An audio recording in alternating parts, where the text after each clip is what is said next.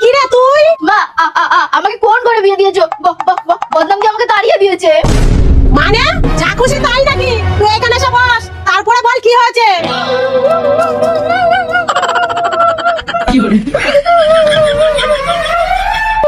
আমাকে ওরা চুপ চুপ চুপ চুপ চোরের বদনাম দিয়ে তাড়িয়ে দিয়েছে। কি বলছো ননদিনী? তুমি 1 মিনিট দাঁড়াও, আমি 5 মিনিটে আসছি। তুই বল কি হয়েছে। মা আমার শাশুড়ি পাড়ার সব লোককে ডেকে এনে সবার সামনে অপমান করে আমাকে বাড়ির থেকে তাড়িয়ে দিয়েছে। ননদিনী একবার বড় করে হা করো তো।